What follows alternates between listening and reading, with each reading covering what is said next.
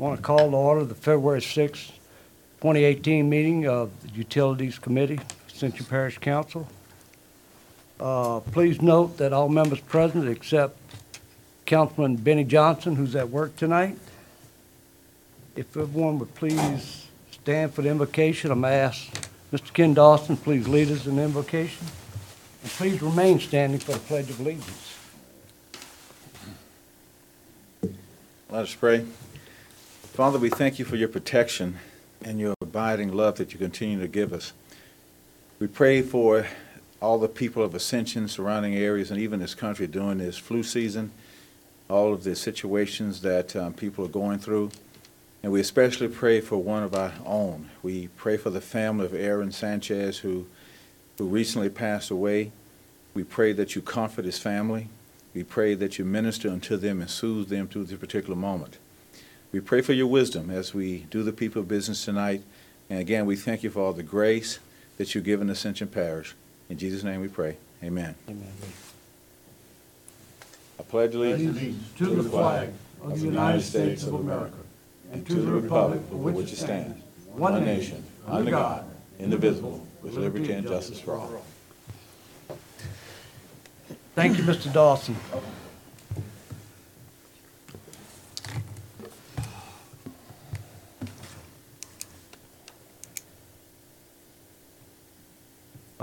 Chair's additions, there's none. But I would like to take this opportunity as chairman of the Utilities Committee to kind of look forward to 2018, look forward to progress. We've got some things that we've been working on since 2015 in sewer, trying to work in the Prairieville area, the most populated area, to try to get some type of sewer program to get the water out of the Manchac and get it to the Mississippi River or get it treated some other way. So I think that's a challenge for us, for this committee. I'm sure Mr. Satterley would love to have something done on that at some point, something that we can all work with and that all the constituents of the 4 districts in that area can work with. Another thing is our acquisition of People's Water, Ascension Utilities. We want to try to work to get that entity, and I'm not going to say get it solvent, but to get the answers and get the infrastructure needs addressed, get a dollar figure associated with that, and work on some kind of plan to continue that service that's feasible to the constituency and also feasible to parish government to be able to manage. Within all that, we want to work on trying to clear up some of the agreements that were made on sewer and some of the things that we've seen since 2015 under the prior administration and this administration. Since we've expanded and put down all the sewer on Highway 73, and we've had to work with private utilities companies for service there, get that cleared up, get the answers back to this committee that we can make good judgments based on your recommendations. Mr. Dawson and Mr. Daniel. So that's the things that's mainly in front of us for 2018. We appreciate the hard work in the last couple of months to try to get some better financial statements, some better usage statements, and things like that in front of us. And I'm going to ask you guys to keep your nose to the grindstone and let's keep working on it and bringing this committee back. We're definitely going to challenge the administration, and y'all let us know what y'all need to get the answers we need to better serve the people of Ascension Parish. With that, I'll quit talking. Public comment period. Anyone wishing to speak on an agenda item, please sign in and hand it up to me, and I'll give you time to speak when that agenda item comes up. We'll move on to agenda item number 5, report on Freeze event of January 16, 2018. Mr. William Daniel.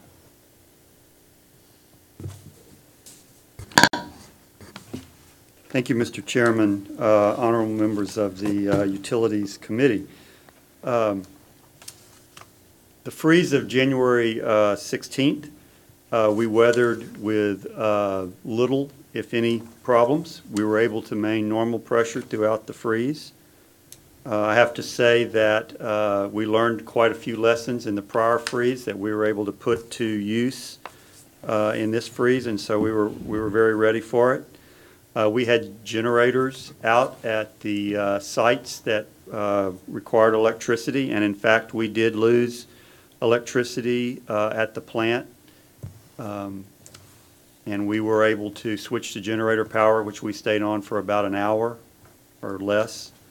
We survived a major leak at the jail, and like I said, we never lost pressure.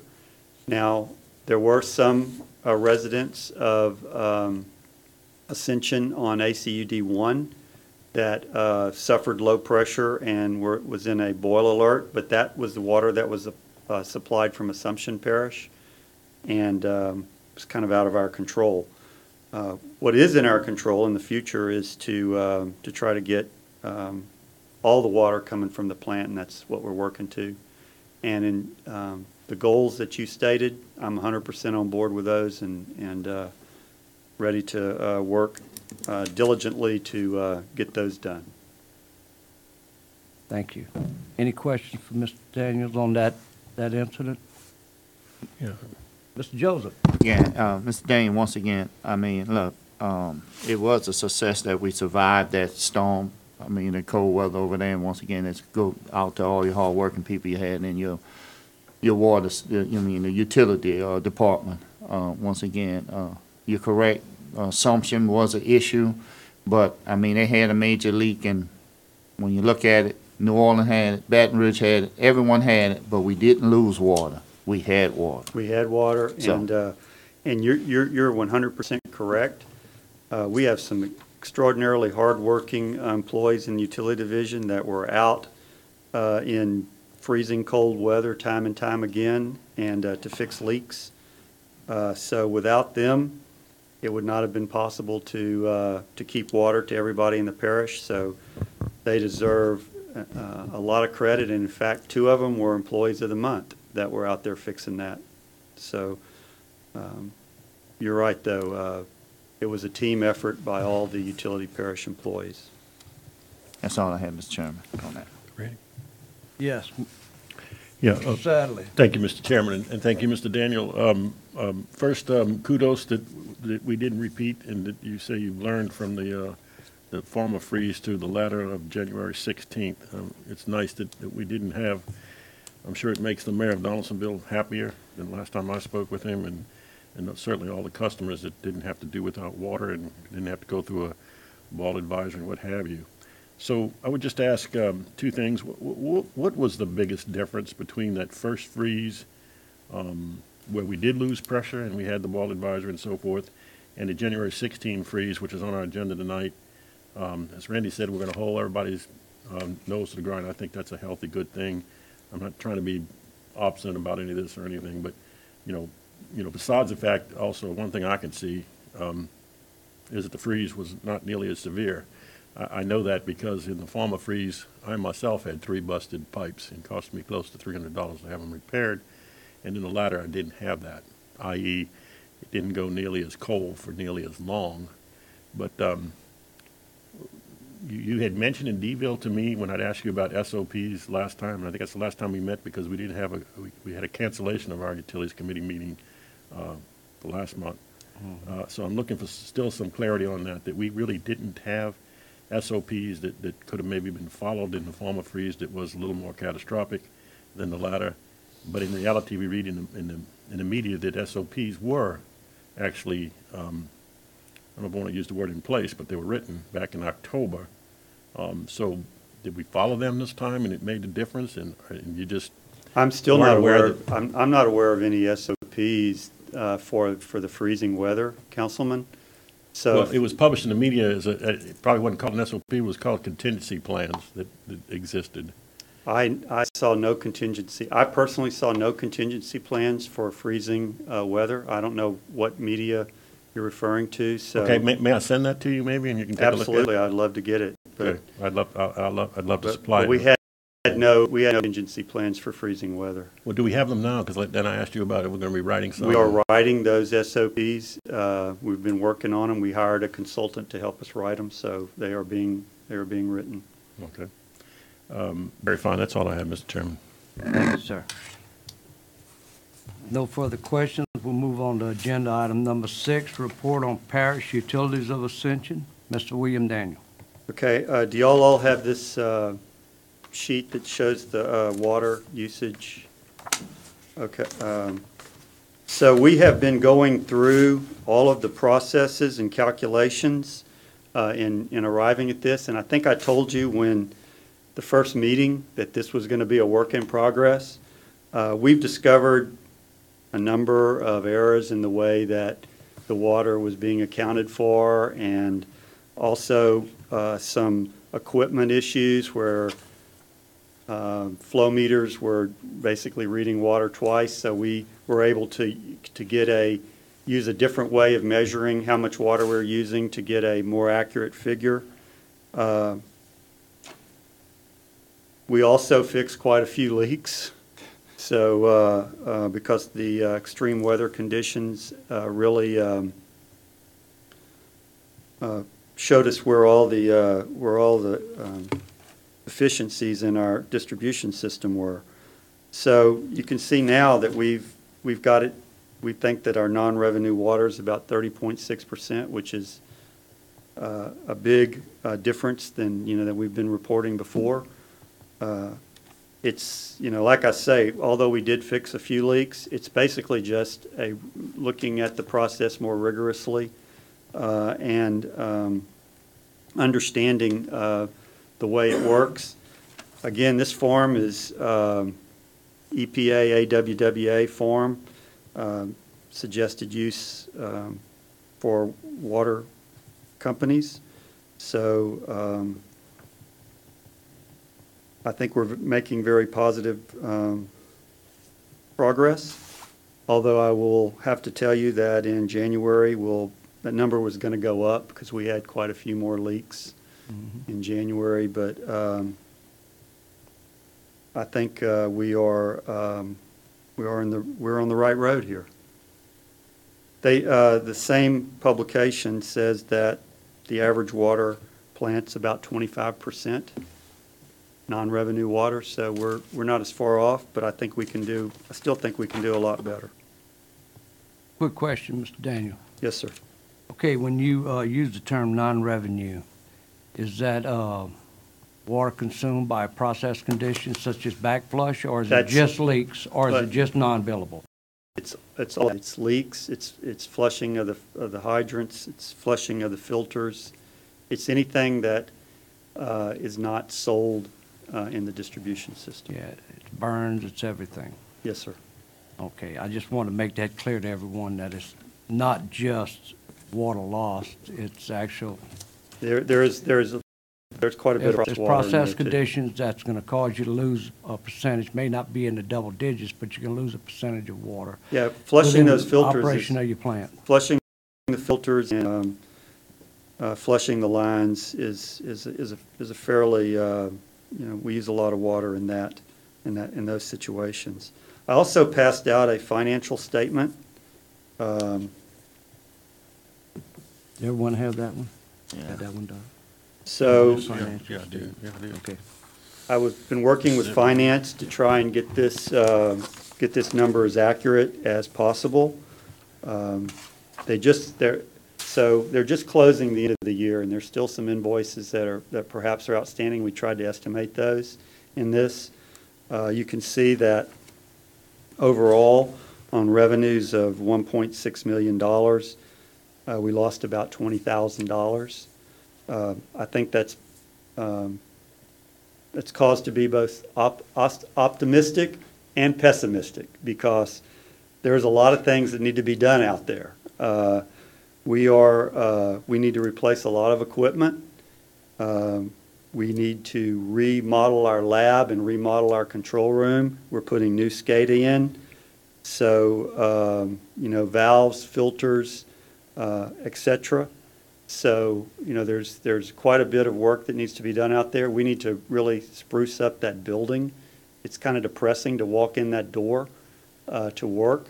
And I think we can use the space much more effectively.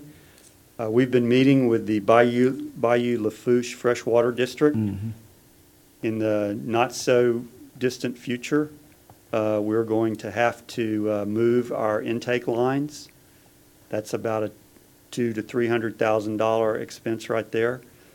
The good news is that we're working with them to maybe come up with maybe a more efficient way to get the water over to the plant and give us a backup as well. So, the mere fact that, we're very slightly in the red, and again, that doesn't count the water that we sold to ACUD1, so it's probably pretty close to a wash in terms of expenses. But again, I caution you, there is a lot of equipment that needs to be replaced. There's a lot of deferred maintenance out there that hasn't been done. So we're going to have to do that, and it's going to drive up the deficit from this $20,000. So I'd be happy to answer any questions regarding that.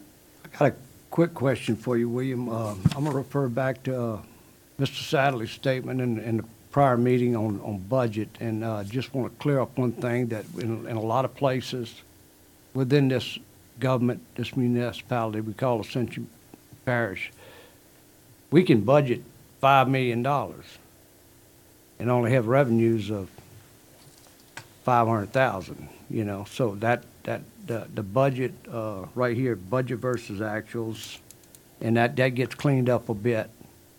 So what you have here is pretty close to what was said in the meeting prior, The in the actuals, finance yeah, meeting. the actuals should be pretty close. Again, I've been working with finance over the last couple of days to we put some invoices in here that they haven't got yet, that the finance department hasn't actually received. So this is going to be a little different from what they had, but I think the difference is more accurate.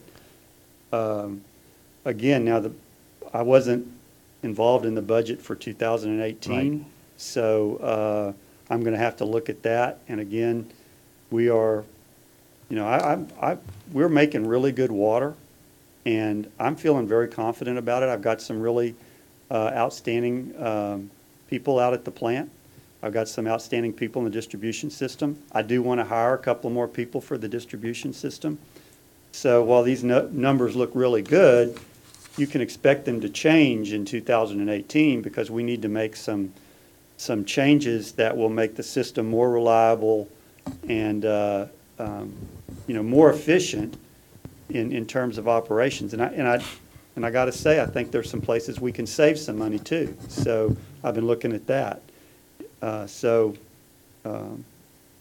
It's still, like I said, it's still a work in progress, but I'm starting to get a lot more optimistic about how this is going to work out in the long run. Yeah, and I just want to reflect back. You said you weren't around for the budget, working with the budget for 2018, and we, of course, were. So within that budget, I think the administration felt good with the number, based on everything that they'd been looking at. But we see this as a more refined and more detailed as y'all been working on it for several months. We know we're going to take a hit in January. We've had some of the worst in years.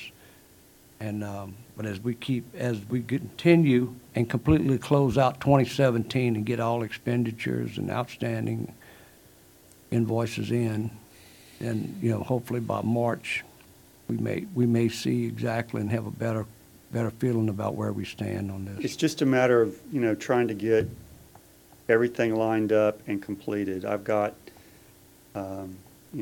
someone looking at the lab to try to figure out how to make that a little more productive, and at the same time, I've got some people looking at it to see how we can make it a little more efficient. I think that there's some processes that we can do that will cost us less money, but we need a lab that's more functional. I don't know if you've ever been out there, sir, but we got a water faucet that's running all the time.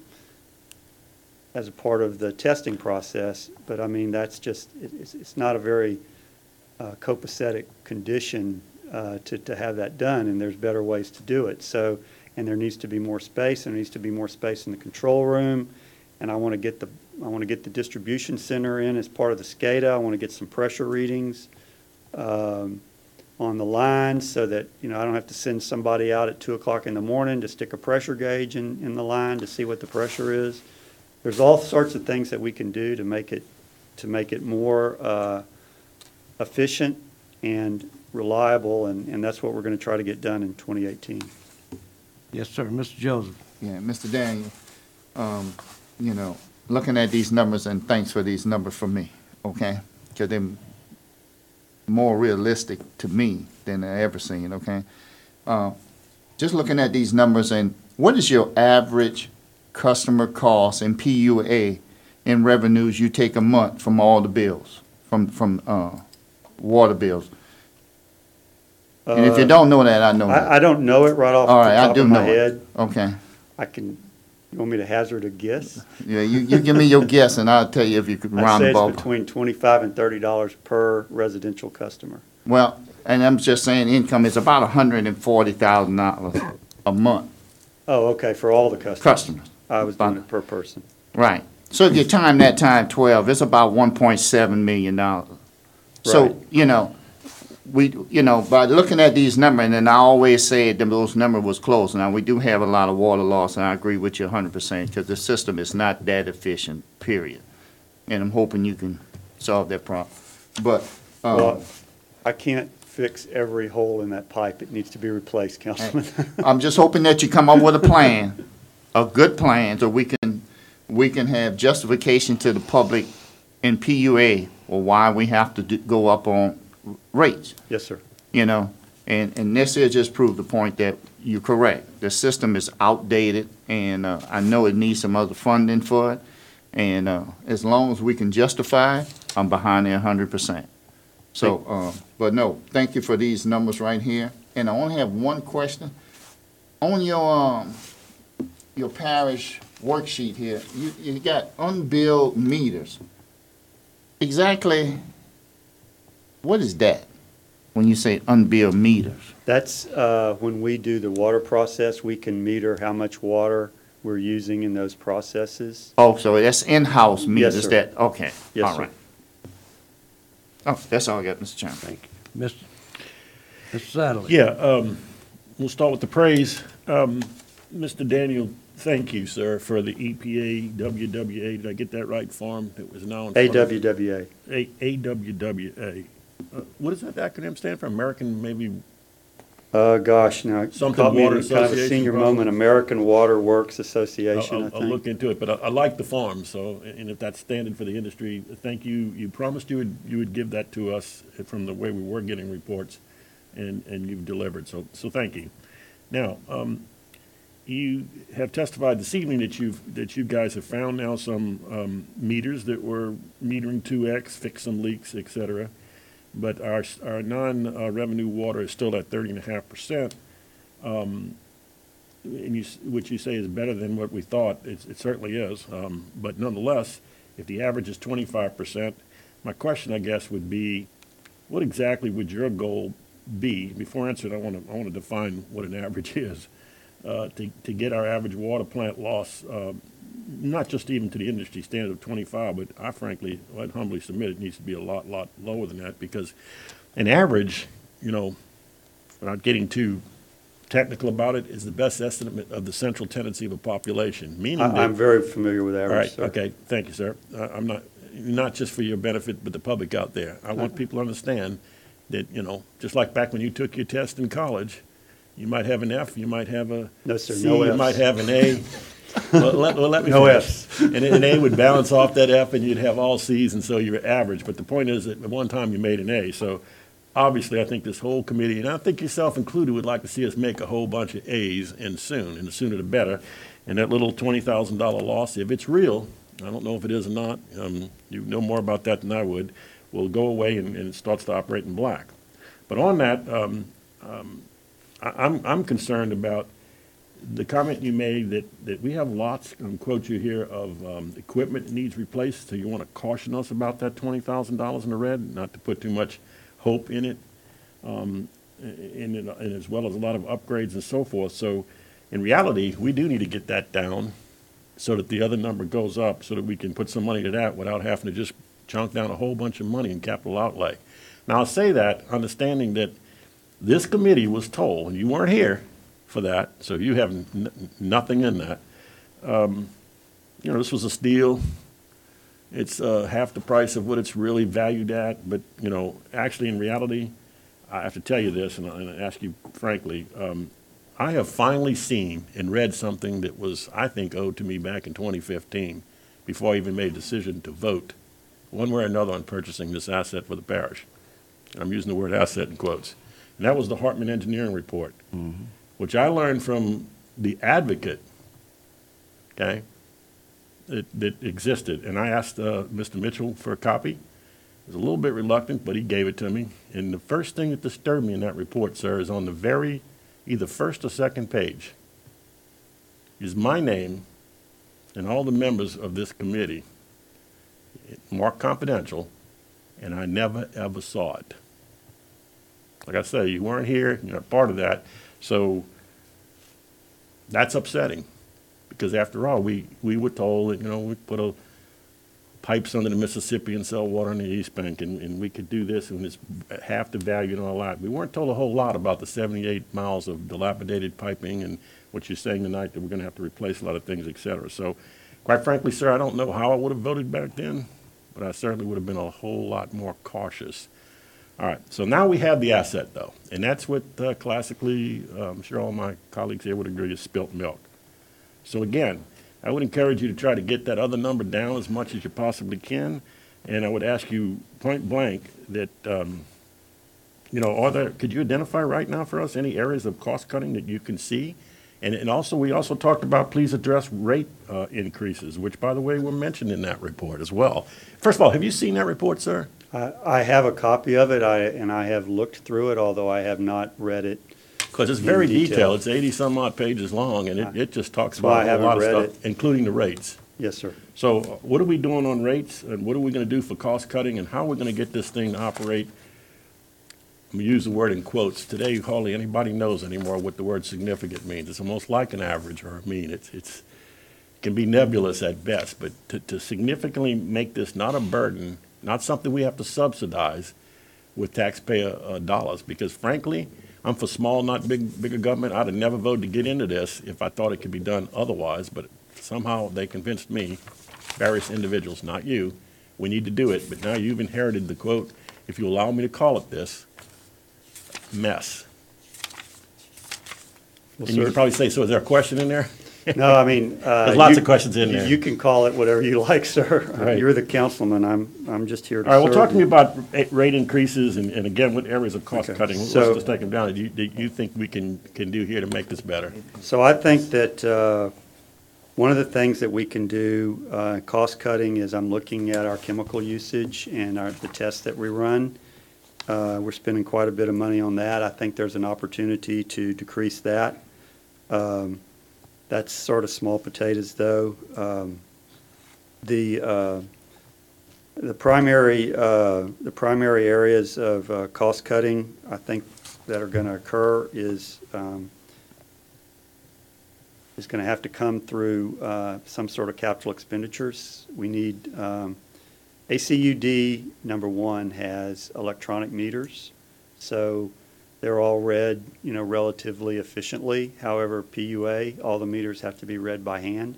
So we need to replace those meters, and then we can read those electronically, which would save a tremendous amount of time. You mentioned the pipe. The pipe is in terrible shape. We spend way too much time patching pipe, trying to figure out where things go. So the pipe ultimately is going to need to be replaced. And when I say ultimately, I mean as soon as possible, as soon as I can come up with a plan to help you do that. Now, so you asked me for a plan. My first plan is I need to make sure that the plan is reliable on a day-to-day basis, and has been my biggest effort over the last several months. So we're looking at all of the operations of the plant. We're writing SOPs. We are training our employees. We're encouraging them to take the test to get the certifications. I'm, in fact, going to get the certifications as well so that I can help them and then also understand what they have to deal with on a day-to-day basis. So once I feel like I have the plant in pretty good shape, and I think we're almost there in terms of running the plant on a day-to-day basis, start cataloging all the equipment and looking at where can we make equipment changes that are absolutely necessary from in terms of functioning, and then where can we make equipment changes that are necessary to save us money. And I'll give you a perfect example. We have some pumps that during the first freeze, if we'd had the ability to try to crack those back during the freeze, and if the employees had understood that and we'd have lowered the pressure, we might not have run out of water during the first freeze, okay? But they were suffering under some different set of assumptions about water usage, and which was kind of the normal pattern of water usage as opposed to the freezing water use conditions. So we really need to replace those with some sort of variable speed pumps or some sort of valves that we can crack so that we can control the pressure there. We need a more efficient filter system. That would certainly be a positive, although that's kind of more on the wish list. But the pipe is the absolute biggest thing. We really, really need to replace the pipe. I've also got a hydraulic study going to try and figure out how to connect PUA and ACUD1. That'll make it more efficient as well. So my plan is basically figure out what we need to upgrade the plant to make it run on a day-to-day basis and what equipment is necessary for that. Then figure out what the cost of replacing the pipe is in the future. Those two, and get the right a mix of labor for the employees so that the plant runs well. Once we do that, then I can take those costs and calculate, okay, how would a rate increase work? Well, you know, there's just the operations part, and I think that's kind of what the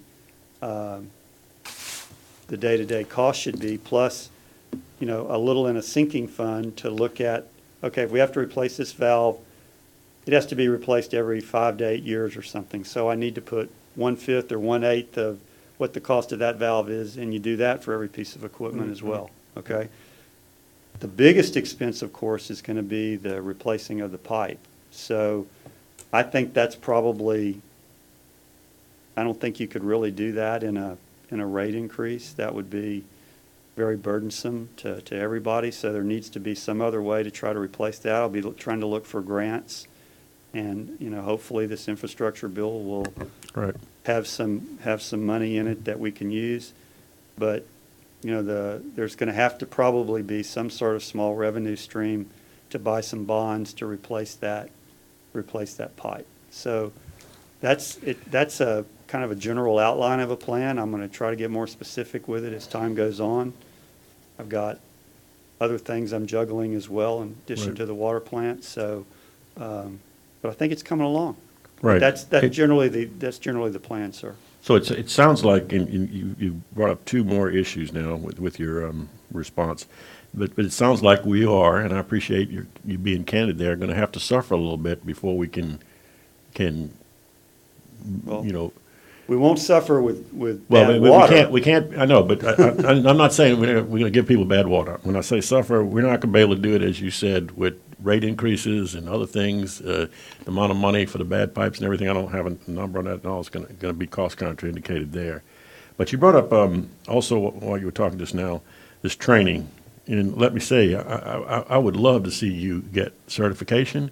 And obviously, you know, it's been a pet thing of mine to ask you about level 3 operators being around 24/7. We had some disunion there in the beginning about whether or not we had that and so forth during the freeze. But I did notice, and I'd like you to comment on it, We had a job description go out just this week for another level 3 operator. So again, right now, do we have the Office of Public Health with, we're not going to get into discussing the difference between agreements anymore and proposals, but do we have an agreement with them right now with our current staff? Are we looking for a person? First of all, did we lose somebody or? We lost somebody, but we gained somebody as well. So we hired somebody from another. And we have an agreement with the Office of Public Health saying the way we're doing it right now and the scheduling and everything is totally, We're in complete compliance with Right. with the Louisiana Department of Health. okay. But when we add this other person, will be, even with some redundancy and backup systems. and Right. make less work on the people that are there too, that don't have to go on weekends and Right. so forth and so on. Okay.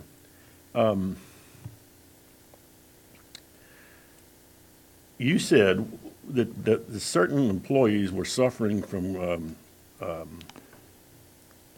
being under poor assumptions during that first freeze. That's going to be corrected maybe with these SOPs that you say, writing and so forth. I mean, Yes, sir. And- As I explained over when we're in Donaldsonville, normal water usage tapers off at night. And so they were watching the water go out of the system and they thought, well, it's going to taper off at night and we're going to be okay. But during the freezing event with all the leaks and people running their water faucets wide open, it not only didn't taper off, but it increased.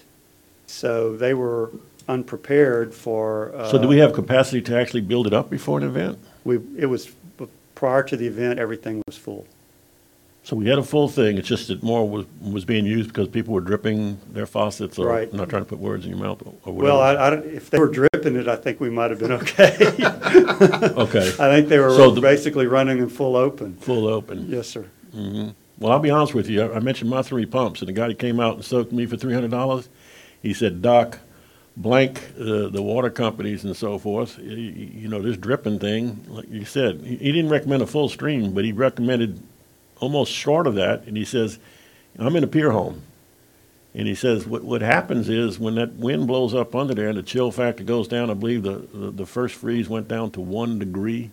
The actual mercury and glass thermometer might have said 12. I believe it did in my area. But the chill was 1 that busted these 3 pipes. And he said, had you run from your furthest spot away from the water entering into your home, a pretty steady stream, even though if it's going to drop the water pressure, and like I said, too bad for the companies, because if they're not prepared and it drops like we weren't, you're going to have to do the boil advisory and all that kind of stuff, and people are going to have to do without. So it's sort of a selfish thing, frankly. When things get cold, everybody wants to protect and not have to pay the $300 that Doc Sadly paid. But on the other hand, if you do that and everybody does it, then everybody's going to suffer with no water and a boil advisory. Unless, do we need more capacity? I mean, that was another thing in the harbor, but we were told that we're going to have so much excess, we can put them pipes under the Mississippi and sell on the East Bank. But you're telling me we're full up, and that one freeze did us in? Well, I wouldn't say that we have enough capacity at the moment to put put pipes under the Mississippi River and sell everywhere. But we have the ability to create that capacity in the future if we like. Again, we also at that time we had one of our 4 filters down. It happened 10 days prior to the flood, and we were trying to find some vendors to come out and fix it. It didn't have under normal circumstances, even abnormal circumstances, it shouldn't have had an effect. Again, if we'd have lowered the pressure from the 55 pounds that we normally keep it at, 55 to 60 pounds, down to 25 or 30, we would have conserved quite a bit more water. And again, as you say, that's a training issue. And that's going to be in our SOPs. That's going to be next in time. our SOPs, but I also have to have the ability to open and close those valves to keep the pressure at, what we need it to be at. Yeah. So, So people are going to still get some water. We're not going to have as much busted pipes, and they'll just have to take a shower with a little less pressure shouldn't have, temporarily. yeah. We would keep it high enough to not have a boil alert. Now, during the day, when we were able to restore the water, it went out about 6 in the morning on that first freeze, and we got it up, I guess, around 1 or 1:30 that day.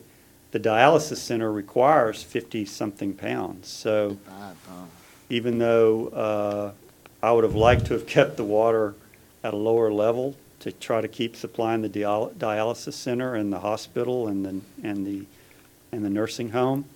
We kept the water up at 55, and we were able to keep it going during that time. But we only had water to about 80% of the parish. So we had some people that didn't have water from about 6 o'clock that morning till about 9 o'clock the next morning. So, but I do think that we should, in the future, be able to withstand these type of freezing conditions. The one benefit when it gets really cold and you get a leak, the leak freezes. So that does, help cut down on the water. But a lot of the times when they're on piers and they're under the house and the pipe breaks, and the water's moving, it won't freeze. So it keeps going. So we ran out of water that first freeze, but I don't think it's going to happen again. Thank you, sir. Thank you, Mr. Chairman. All right. Any other questions? We'll move on to agenda item number 7, the status and update on Highway 22 CDBG sewer project. This is the sewer project we're doing out in Hillaryville. This project has been held up for quite some time because there's a plot of land that was, according to the parish attorney's office, there was something wrong when it was probated, and the owners are not cooperating, and he has initiated expropriation proceeding on this property.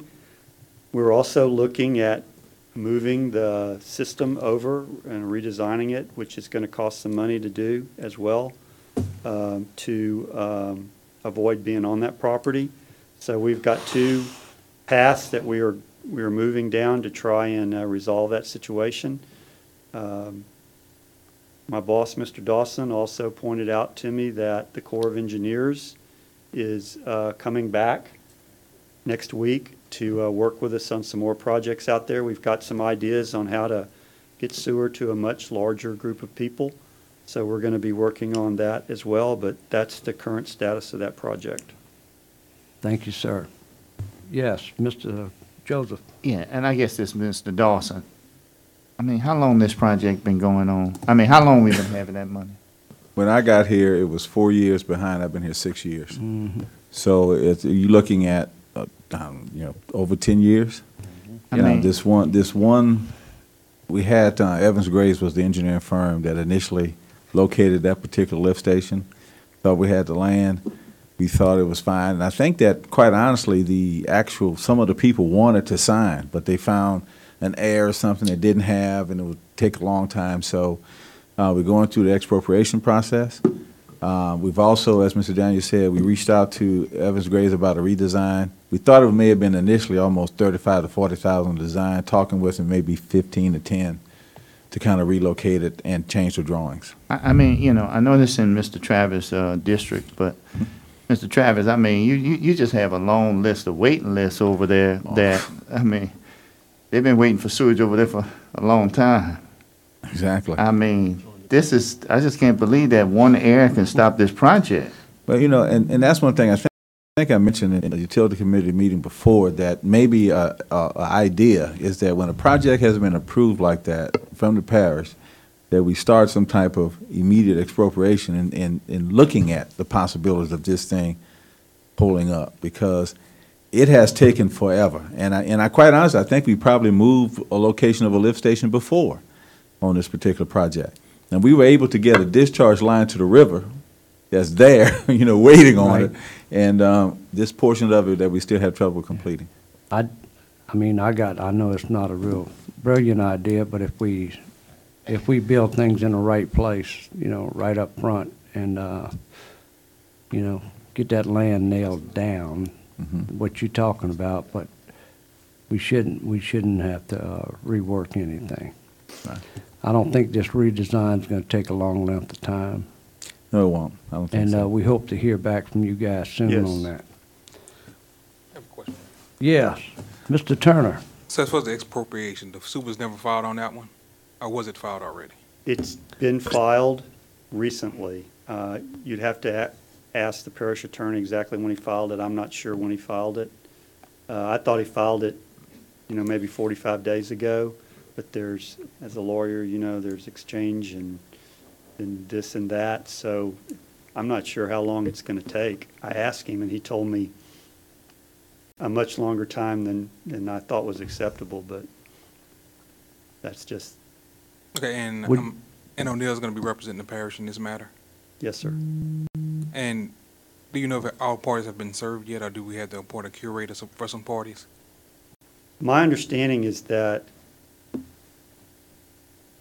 one of the parties has not been served yet, or we have no confirmation that they've been served yet. Is that an out-of-state party or in-state? I couldn't tell you, sir. I apologize. And what's the suit title? Sir, I do not know. We don't. Okay. I'm sure Mr. O'Neill would be happy to share all that information with you. Okay. I'll pull it up on the clerk's site. Okay. Anything else, sir? All right. One more question, can I ask? Yes, Mr. Joseph. That money the money that we went for, the loan money from the state, to add some extension line down. The SRF funding? Yeah. Yeah. Are we still on board with that, or where that, Yeah. We actually met with Yeah. the Department of Environmental Quality last week. Yes. And we're looking at a couple of options on doing some stuff over there with some sewer. It would all be part of that Hillaryville plant and the line to the Mississippi. So I'm hoping I've actually tasked an engineer to give me some estimates on some things. So I'm hoping, he told me, that they thought they could do it in 30 days or so. We still have to get the contract signed and all that. So, but I'm hoping in the near future we'll have some pretty good ideas.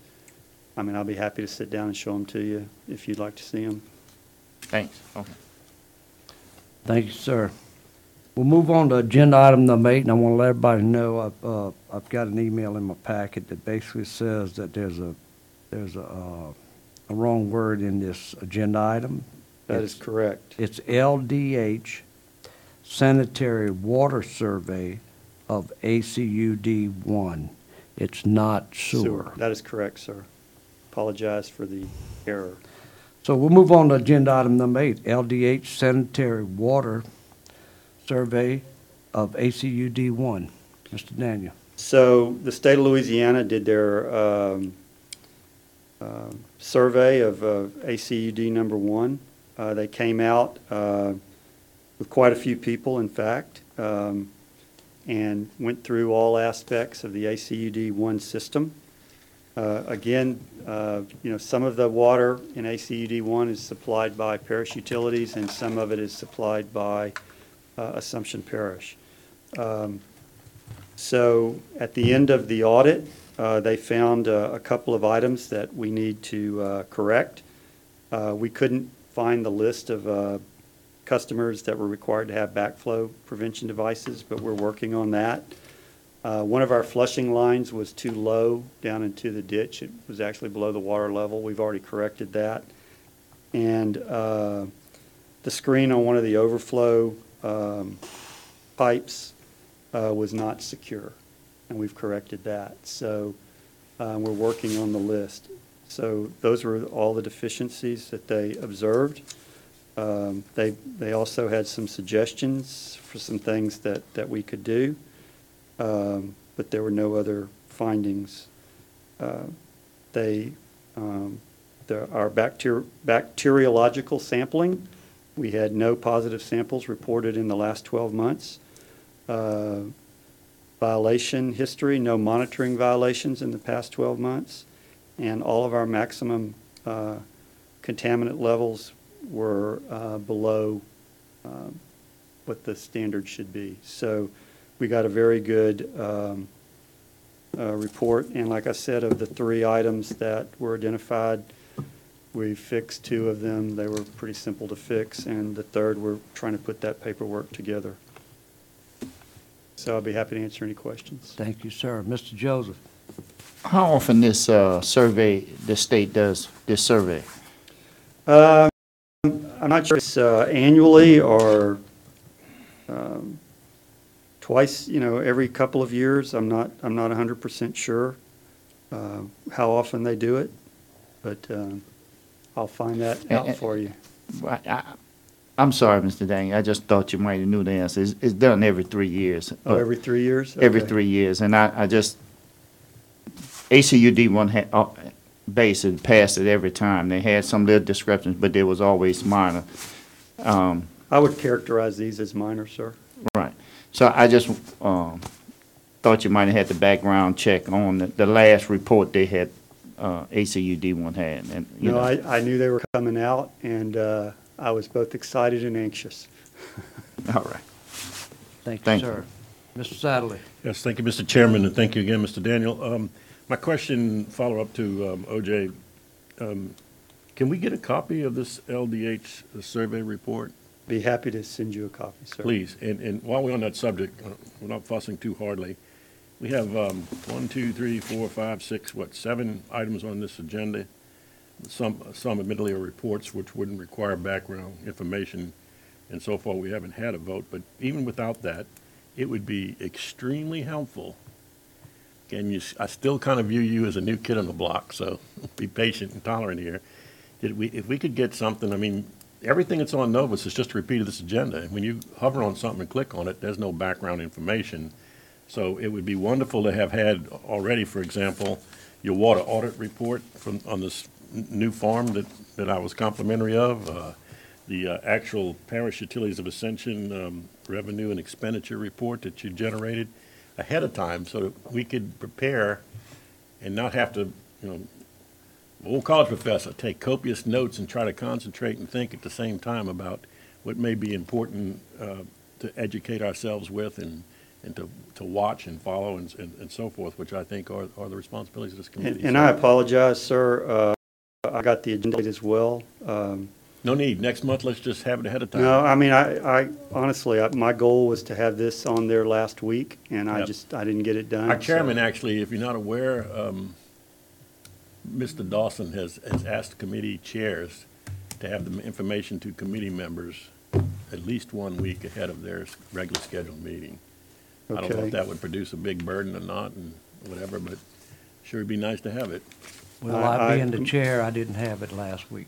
I guess I'm pointing my fingers at him then. That's huh? what I you're was, doing, I'm not afraid to do that either, but I mean, Well, it is what it is. I just assumed there was something, maybe some reason why, whatever, but it No, just, sir, other than just I got over I busy. would appreciate that. And honestly, sir, I've sat where you sat in a similar capacity. So you can and understand that. I wanted the information as well. Right. So All I right, so we can understand. get a copy of that for the ACUD. Now, Mr. OJ also asked you, Mr. Joseph asked you about, he wasn't trying to trick you, he said, but it's done every 3 years, a survey that they did in ACUD. So I'm assuming that we have not, since we bought the PUA, had a survey. Do you know where we are in the time frame for that right now? Well- And then second, can we get a copy of the last time it was surveyed, when it was, I guess, Peoples before it became PUA? I don't think. LDH came out LDH came out and they sent us a one-page sheet of paper that asked us some very simple questions, which we answered. They came out, verified the answers, and left. It was probably a 20-minute meeting. So we have been surveyed by them. But I as don't well. know if this was the same survey, sir, and I'll get you that Oh, survey. okay, yeah. I'll get you that survey as well. Appreciate it. And I'll find out when our sanitary survey of ACUD, of PUA will be. Appreciate that. Thank you, Mr. Chairman. Thank you, sir.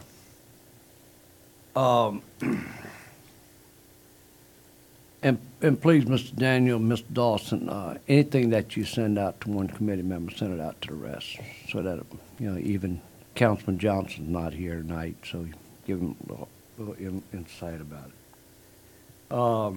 We'll move on to agenda item number 9, discussion of the capital improvement projects and revenue requirements. I think I've kind of gone over that a little Yes. bit already, so, but if you have any more questions, I'd be happy to. So you really didn't have anything formal enough? I'm still working on that. I put that on there Well, because I know that y'all are yeah. interested in it, and Sure. but I am working on it. I'm gonna just tell you that, since you've been on board and since, most of this committee's been together, we've had discussions with the administration based on capital improvements and, like I said, simply revenue requirements, okay? And we looked at budget versus, revenue versus expenditures. You'd mentioned earlier about trying to peel a little bit of money, towards even paying a bond issue or whatever, or getting some money for capital. One of the looming things that's been on Ascension Utilities is based on inception and the purchase is the cost of the two different water entities on the west bank of the river. We've had meetings with West Bank Councilman Joseph and Councilman Dawson. Continue to try to bring spreadsheets forward, dollar values that we feel comfortable with, that we got the right information to make the right decisions. So that's still a discussion that's going to come back to this committee.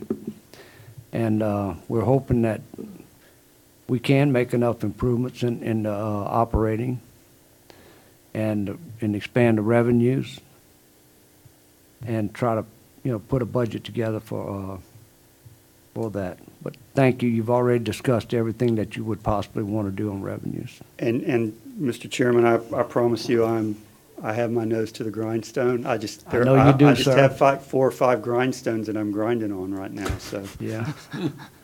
Must have All a right. sore nose. All right. I'm surprised I have a nose. Yes, indeed, sir. Go to the next. All right. With that, we'll move on to agenda item number 10, status of listing sent to Baton Rouge Water of certificate of occupancy issue for new subdivision wastewater treatment plants for billing purposes. So what this item is that we met with Baton Rouge Water about billing the new people that have come on to the sewer system that we operate. The first thing that we found out was that our contract had expired with Baton Rouge Water, and we're just kind of a month-to-month basis on the old contract, and they are going to, we're going to probably be bringing you a new contract here in the future.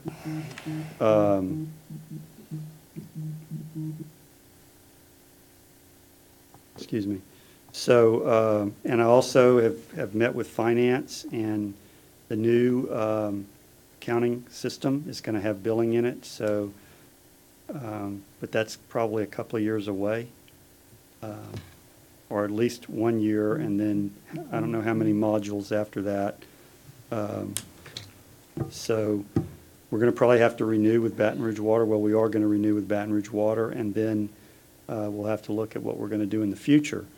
But we did send the purpose of the meeting was to give them a list of the people who have are putting sewer into the new sewer system down Highway 73. We've got that list based on certificates of occupancy, and also the people that were on there already. So we are going to send them a letter that we are going to start billing them, and they'll be getting bills from us. Some of them have basically not been billed for many months, so we're going to be taking care of that here very shortly. And our billing is going to be through Baton Rouge Water? Yes, sir. Yes. On the Baton Rouge Water, on the contract, and I know when you go to the contract, you're very good at it, so I've seen you work for years. We're going to, I've not been very successful with Baton Rouge Water, sir. I'll just tell you that. Nobody has, but we always got hope for the future, okay? So They're very good business people, yes, I have they to are. say. They're not the biggest for any wrongs. Real quick, though, we do have we have the autonomy for independent audits on the billing systems, Yes, sir. and we want to go ahead and exercise that, or do we have plans, or do we do exercise as an independent firm? Do they furnish us with the information? We do have the ability to audit, those numbers, so we just need to probably have it part of our regular audit thing with finance, so we can talk to Gwen about getting that done. Yes, and that's something that Falk and Winkler can Yes. take that task, but we need to set down this base information, and that's, Okay. I just want to make sure that everybody's on the up and up on dealing with Yes, sir. Mr. Chairman, if I may add one thing, I think it was, even with this committee, the interest in, as Mr. Daniel said, to be able to bill our customers ourselves, and that's why this ERP program is very, very important. I know Councilman Johnson was always very interested in us taking that, upon ourselves and then saving that money. So hopefully in the next year or so, we'll be able to have that with the module. That's going to Yeah. do it with the new ERP that's going through our planning right now, okay? I agree with Mr. Daniels, it being in our plant, we just implemented a new program module, and I'm not gonna name the name of it, but it takes time, and I just, and by the time you get it settled in, and then if you plan on owning that, then you gotta start working in that business and see the flaws, and have the personnel to actually achieve the goals you want right there. I just know in Baton Rouge, we prepared for 2 years to switch over to the ERP system, 2 years. And the day we went live, with all that preparation and all that training and all the time that was spent trying to make sure that everything was perfect the day we went live, we had vendors that weren't paid for 90 days because they couldn't make the system work properly. So no matter how well you prepare, there's always problems when you make such a massive change over. But the benefits of changing this ERP system are well worth any pain that you have at the And then we can use startup. that in parish-wide utilities no matter what. Yes, sir. Absolutely. Yes, Mr. Joseph? Mr. Daniel, working with Baton Rouge Water, those customers are going with the flat rate, or are you going to look at water consumption? No, sir, they're going with the flat rate that the parish is billing. Okay. Right. Yes. Yeah, Mr. Satterley? Thank you, Mr. Chairman, and thank you again. Mr. Daniel, a year or so ago, maybe longer, I attended a thing in East Baton Rouge Parish, some sort of seminar on saltwater intrusion. And there was a whole lot of chatter back then, and all of a sudden I find in the last few weeks, so I'm hearing some chatter again, so I'm wondering what you're hearing.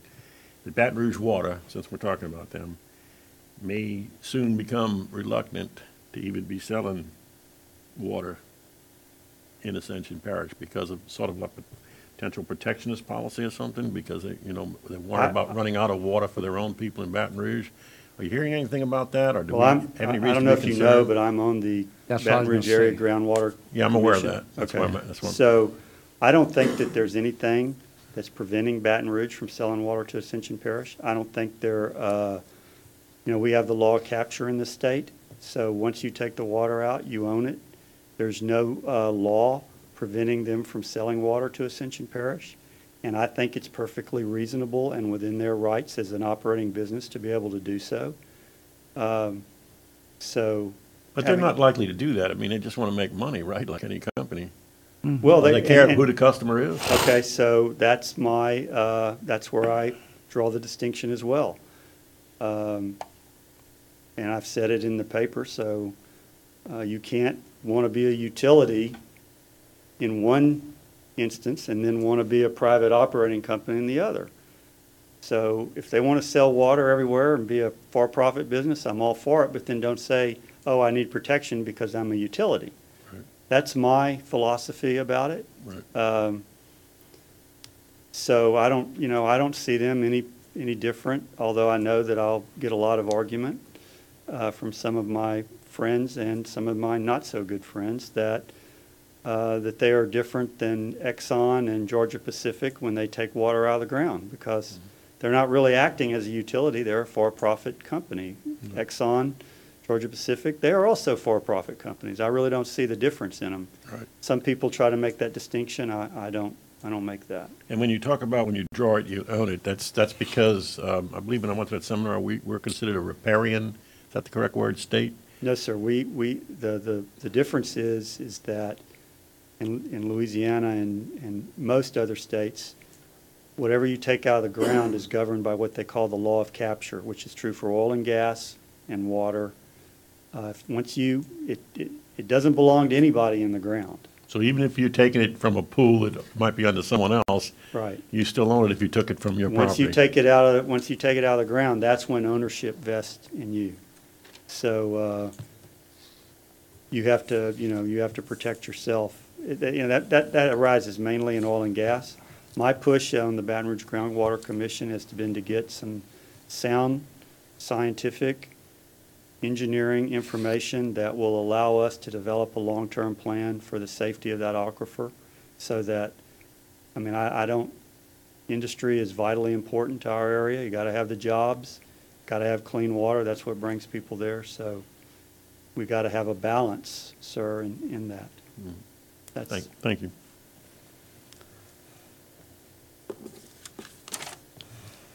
All right, no further questions. We'll move on to agenda item number 11, AWT sewer agreement on Highway 73. Yes, sir. I was hoping to have that agreement to you tonight to pass out.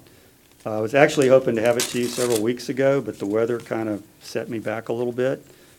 But we had a very productive meeting with AWT yesterday, with their lawyer and our lawyer, and I think we've got a 99% agreement fashion to bring to you for your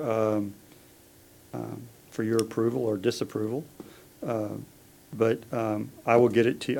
Like I said, I was hoping to have it to you tonight, but they didn't finish the draft in time for me to get it to you. So I will email it to you as soon as I get it. Basically, the agreement is that. We'll just back up for 1 second. In sewer, I look at it as three separate parts. There is the collection of the sewer locally. There's the transportation of the sewer to the treatment plant. And then there's the actual treatment of the sewer. We're going to own the facilities. We're going to own the collection system, the pump station, and the force main to their sewer plant. They will be treating the sewer for us. They're going to treat it at $3.50 per 1,000 gallons. That's basically between $20 and $22 a household. We'll have the remainder to take care of our maintenance and any problems that arise in the system. We will also pay them for the expansion of their plant because we couldn't treat it without that expansion. So that's the agreement I'll be bringing you. So that's just a little bit of summary. I apologize. I thought we would have it, but they didn't get it drafted in time. So I'll have it for you here in the future, and it'll be on the agenda for your approval next committee meeting. Well, I just want to refer back to past committee meetings, probably before you had got here and after you got here, is that basically I feel like we're compelled to try to make some kind of ground in an agreement there. But we felt the last time that we had numbers came forward to us that we couldn't quantify the numbers. Well, Okay? I'll have them quantified for you, and I'll have a very detailed that's- explanation, and, then it'll be up to you whether you want to go forward with it or not, of Well, course. we will not only be looking for your numbers, sir, but as professionals, both of you and the administration will be looking for your recommendations. Yeah, Okay? Well, So. I'll recommend right now that we go forward with it. Because we don't have, we have customers, and, just to reference what I might have said 2 years ago and then maybe 20 times since then, we're in the business, okay? So we got to start clearing up this business, get this straight, and then we'll have a path to move forward. I think it's, y'all, of course, will be the judge, but I think it's a lot cleaner agreement, and it's a lot more understandable, and it clearly differentiates AWT as as someone who is just merely treating the sewer that we're bringing them. And so I think it's a lot shorter as well. So I think I'm hoping that you'll like it. And will the agreement have a term on it? There is a term, I think legally, I asked the lawyer why it was in there. They put 49 years. But there's anytime that we have our own sewer system, then we can get out of it like that. We need that paragraph in there, sir. That's in- 49 flat out ain't gonna float. when you Yeah, talk about I understand, but that's in there. I- I wished I could tell you the day and time that Yeah. we would be No. taking it ourselves, but my crystal ball's not working that well. Thank you, sir. Mr. Satterley? Yeah, we probably maybe can end on this unless Travis has something. I think, Mr. Daniel, I'm going to hold water until I see it, you know. Glad you're working on it. The comment about we own or will own in this new agreement, I think that's the asset. That would be a very positive step in the right direction. I still picked you up saying, though, but we're going to have to pay AWT to expand the plant. Are you willing to supply a number on that right now? But till we Well, figure- the number Is it still $306,000? Yes, sir. It is the same number, and also, they put in the force main. I think the parish should own the force main. That was like $68,000. Right, because the problem last time that I had with it, we all had different things, is that I don't want to be buying an asset that someone else owns that we may or may not be able to buy sometime down the line at whatever price. And in fact, everybody was saying at a higher price, and I guess that asset appreciates and doesn't depreciate. I don't know, I see Ken nodding his head over there, but that was kind of a scary thing if you're spending taxpayer dollars. But again, I'll wait and see, Mr. Chairman and Mr. Daniel, all of which you guys have tentatively agreed upon. And thank you for working on that. It's my job, sir. So, I beg your pardon, sir? It's my job, sir. Well, you see, you didn't brush your nose on item number 11. There you go. Oh, yes. Yes, I did. You know, just looking at the way it was listed, there was a lot of speculation that was going to be a disaster. Oh, no, I don't think it's a disaster at all, sir. Did you word it that way, by the way? Or is that do I have to pick the bone with Chairman Cluot here? Pick the again? bone with Chairman Cluot, sir. Please. I think he just wanted the controversy. Thank you, Mr. Daniel. Yes, sir. Thank you, Doc. If there's no other questions, the chair would entertain a motion to Motion adjourn. adjourn. We have a motion by Mr. Joseph, Second. second by Mr. Turner. Hey, let's go home. We are adjourned.